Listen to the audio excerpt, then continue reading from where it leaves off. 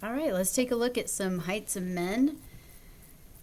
The average height of men living in the United States is 5 feet 9.3 inches with a standard deviation of about 2.8 inches. Assume the heights of men are normally distributed, which is a fair assumption. So, draw a bell curve and label the axis. Now, we have inches here, and we have feet here. We got to convert this. So the first thing I'm actually going to do is say that, okay, 5 feet is our whole.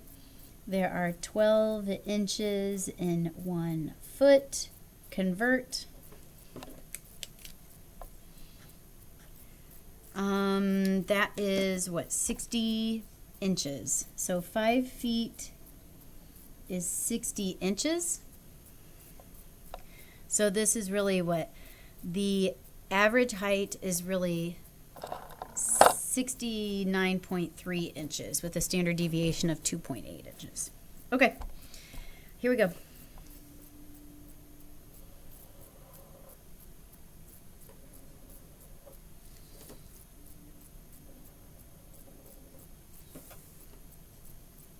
Whatever. Okay. Bell curve. Hopefully it's a little bit more symmetrical than mine. And the average is the mean. The mean was 69.3 inches. So 69.3. And this is height in inches along the bottom axis here. And by the way, the vertical axis would be the frequency or the percentage of men that are whatever heights. Okay, now let's label this up to 3 standard deviations out. So 1, 2, 3. And 1, 2, 3.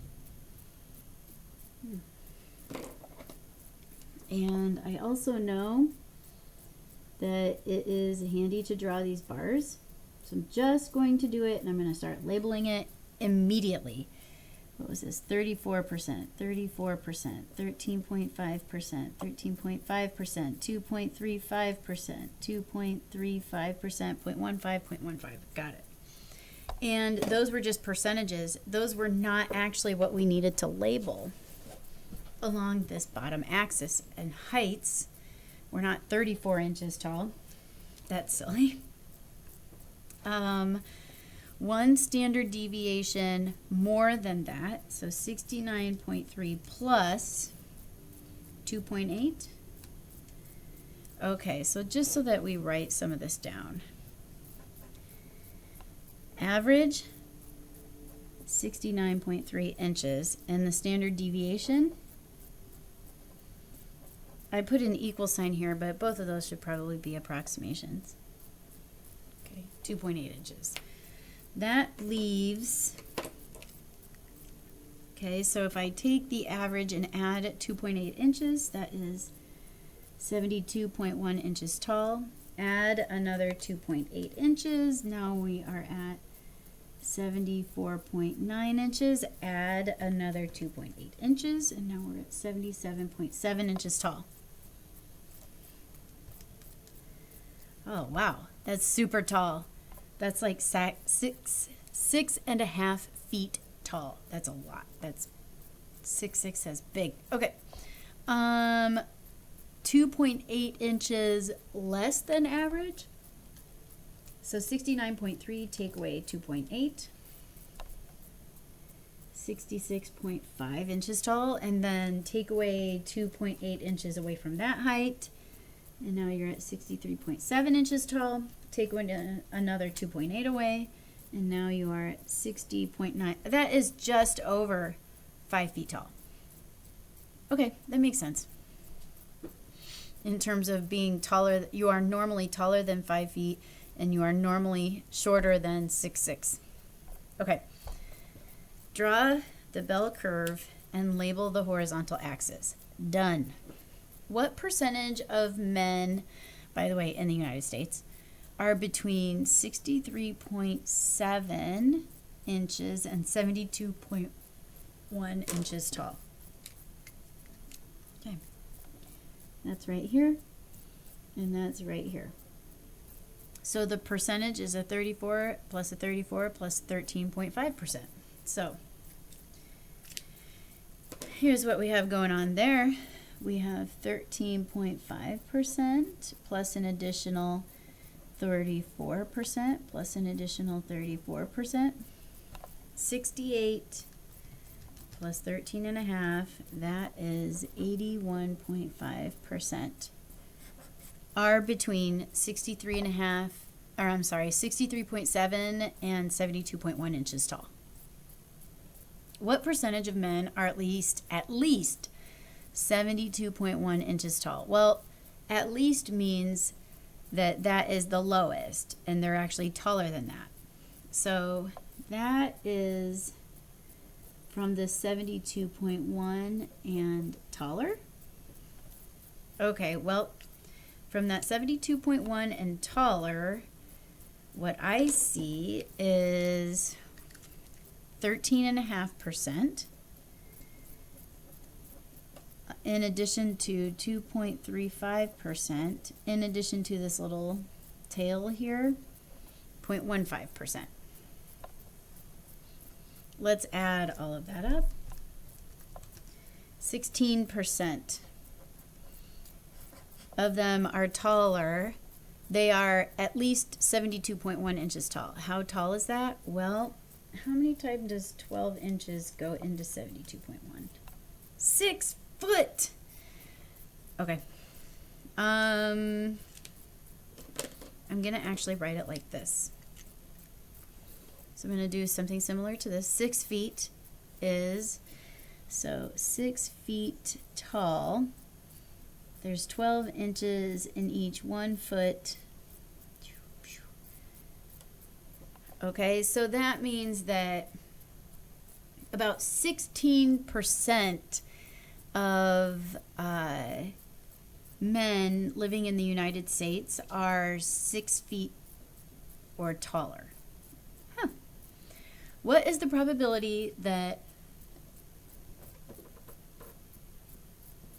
excuse me, I need some coffee, I believe. What is the probability that an American man is taller than 5 feet 6.5 inches? Ooh, we better convert that into inches. Let's do it. Up here we said that 5 feet is 60 inches. So this is the 60 inches plus 6.5 inches. This is 66.5 inches. Okay, well, that's actually on here, right there. What is the probability that an American man is taller than that? Well, if we look above 69.3 inches tall, that's half. So that's 50%.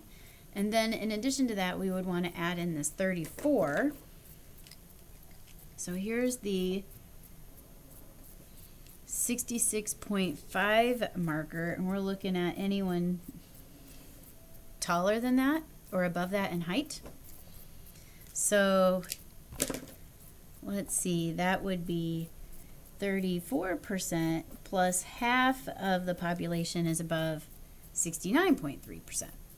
So that is what, 84% are taller than 5 feet 6.5 inches. If there are 12,000 men in a village, about how many of them will be taller than 6'3"? Well, 6 feet is 72 inches. 6'3" then. We got this. My dog is barking. 6 feet is 72 plus 3 makes 75 inches tall. That's about here. Yeah? I mean, that's 74.9 inches tall. So approximately in terms of percentages, so about 2.35% plus an additional 0.15% makes 2.5%, and that's an approximation. So talk about propagating error. Talked about that a little bit briefly before. But this doesn't ask that. It says if there are 12,000 men in a village, how many of them are taller than 75 inches?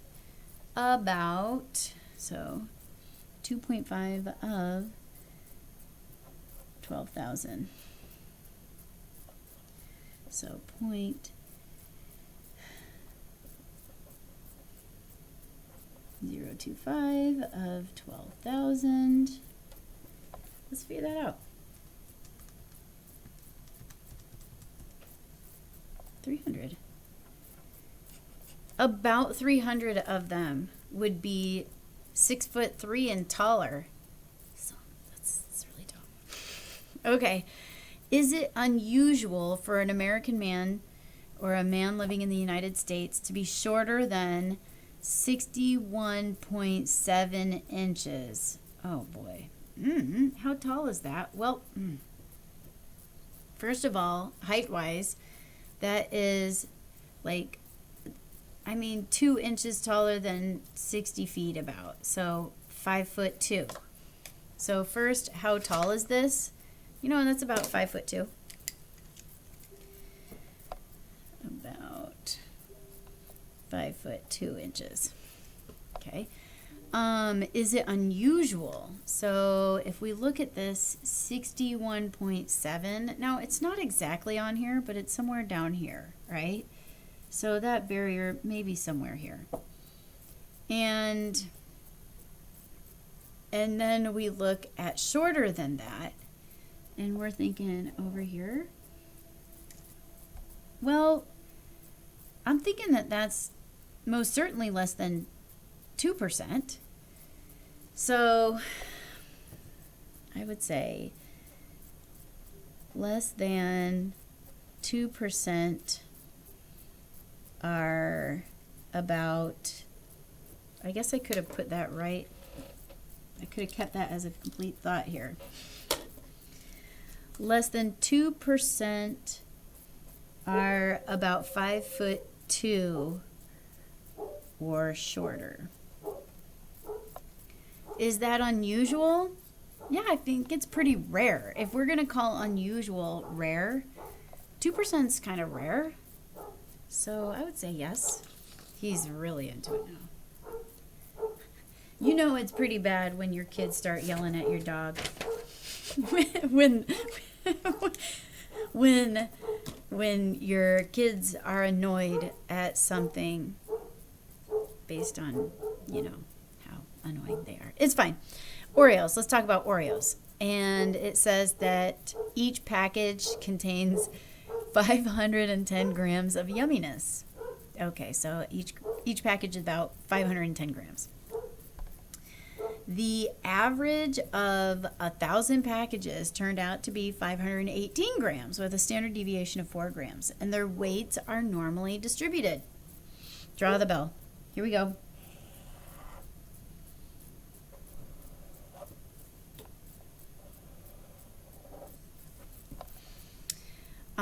What does it say? The average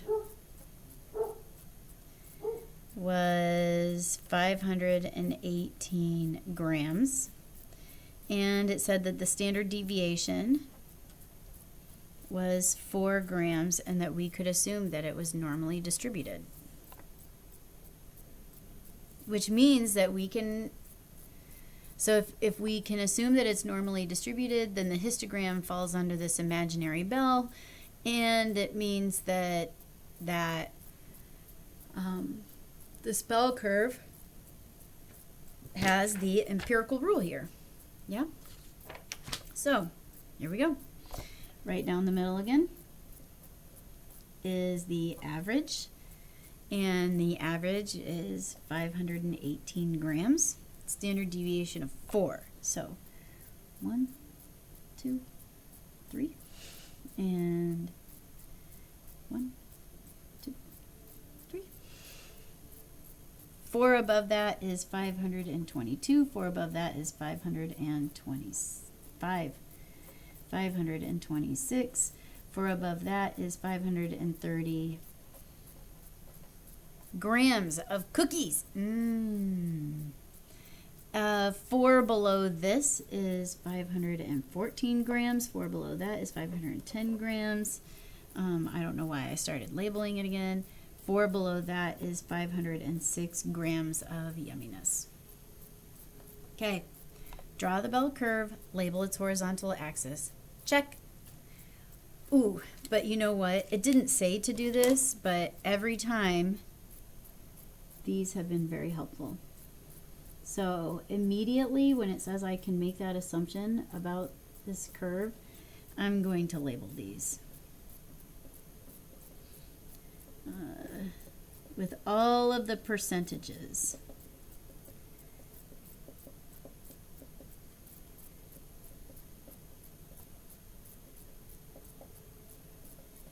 Okay, so remember that this is like theorem. This is like, as soon as it says it's bell-shaped and normal, we get this. That is what that rule says. Empirically, that's what's going to happen. That's what normally happens. What percent of Oreo packages will weigh between 514 and 522 grams? 68%. 34% plus 34% equals 68%. What is the probability that a consumer will buy a package weighing between 510 and 526? Okay, well, here's the low barrier there, and 526, high barrier there. Ooh, that's 2 deviations away from the mean. Now, we can still add these all up, but I predict it's going to be 95 just because that said 95% is 2 standard deviations from the mean. But let's do this the longer way and just make sure we're adding up all of the ones that are between 510 grams and 526 grams. 13.5% plus 34% plus 34% plus 13.5%. Okay, well, because I don't trust my adding ability, let's check it with the calculator, and voila. It's a good thing. Yep, checks out. Out of 3,000 packages of Oreos, how many of them will weigh less than 510 grams? Oh, well, there's a percentage for us. So if we're looking at this, yeah, less than 500, you feel like you didn't get all the cookies that you really wanted, and everybody else got more cookies than you. Well, they really did. Let's see, this is 2.35% plus 0.15% to make 2.5% were less than 510 grams.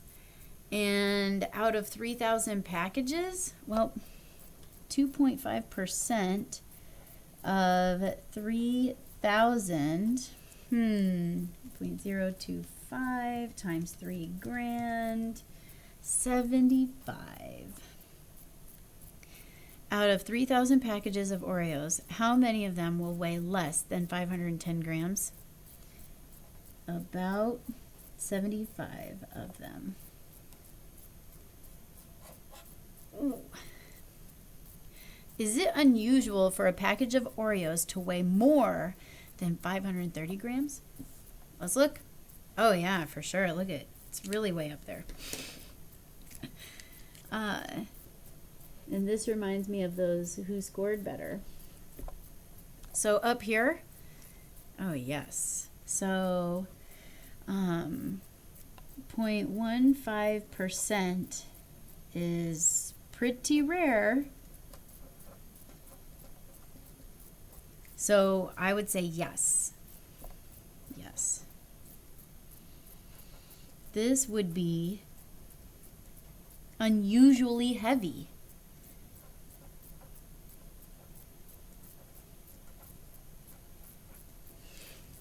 We wouldn't normally find one that heavy, but if we did, we were the lucky ones.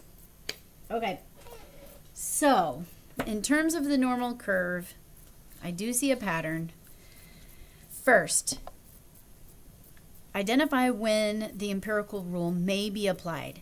If it doesn't say the data is normal and we don't have anything to show us that the data is shaped like a bell, you can't make that assumption. You cannot assume that things are normal. A lot of things are also abnormal. Okay? So you have to be told that it's either normal or it's bell-shaped in order for the rule to be applied. Develop and use the empirical rule to make inferences. Well, we did. I mean, we just said that this is unusually heavy. I mean, that's an inference. We are, taking something we know about some of them, and we're speaking to the whole population of Oreo packages. Okay, so we are doing that. But I want you to notice where this began. Really, we started with talking about deviations and how many deviations something is away from the average. So how far are you from average? Are you extremely above average? Are you just a little bit above average? Are you below average? And the z-scores kind of measure like how far you are from the average. And then, in addition to that, if we have normal curves, we see that we are using that even more because of this powerful rule that says that we have these percentages that live within a certain number of standard deviations away from average. And every time we have something that is normal or bell-shaped, we make this curve, we label this bottom axis here. So in one case, it was grams of weight for the Oreo packages. In one case, it was the average height of men in the United States. I swear there was another one we did. We certainly did. Here it was the walking age for infants, toddlers, whatever. So I am seeing a pattern that once we know that something satisfies being normal for this empirical rule, we can actually get a lot of information out of that. Percentages, probabilities, if it's unusual, is my kid normal? Am I normal? Is this package of Oreos like a bonus package? Am I normal? Anyway, there's a lot that we can infer once we know how many standard deviations and if something is bell-shaped.